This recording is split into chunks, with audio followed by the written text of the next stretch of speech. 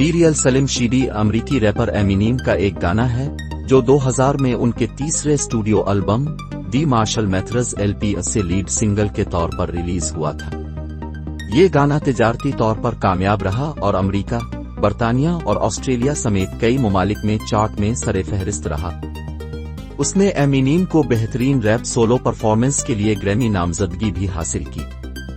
ایمینیم کے مطابق یہ گانا البم آنے سے صرف 3 گھنٹے پہلے لکھا اور ریکارڈ کیا گیا تھا، اور اس وقت میڈیا میں جس طرح سے اس کی تصویر کشی کی جا رہی تھی اس سے ایمینیم کی مایوسی سے متاثر تھا۔ انہوں نے مختلف انٹرویوز میں ذکر کیا ہے کہ انہوں نے یہ گانا صرف ایک نشست میں لکھا تھا اور اپنے البم کے لیے کچھ نیا اور دلچسپ لانے کے لیے دباؤ میں رہنے کے احساس سے متاثر ہوا تھا۔ انہوں نے یہ بھی کہا کہ یہ گانا ان کی اپنی مایوسی کا عکاس ہے جس طرح سے اس وقت میڈیا میں انہیں پیش کیا جا رہا تھا۔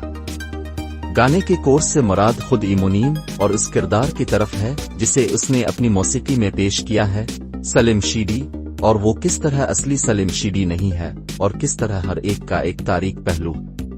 اس گانے میں مقبول ثقافت اور مشہور شخصیات کے حوالے سے کئی حوالہ جات بھی پیش کیے گئے ہیں، اور اسے ایمینیم کے سب سے مشہور اور قابل شناخت گانوں میں سے ایک سمجھا جاتا ہے۔ یہ بات قابل غور ہے کہ دی ریل سلیم شیڈی کے لیے ایمینیم کی تحریر اور ریکارڈنگ کا عمل منفرد نہیں ہے۔ ایمینیم اپنے تیز اور شدید تحریری عمل کے لیے جانا جاتا ہے، اور ان کے بہت سے گانے بہت کم وقت میں لکھے اور ریکارڈ کیے گئے۔ موسیقاروں میں یہ ایک عام عمل ہے کیونکہ یہ انہیں اس لمحے کی توانائی اور الہام کو حاصل کرنے کی اجازت دیتا ہے، اور یہ مصنف کے بلاغ پر قابو پانے کا ایک طریقہ بھی ہے۔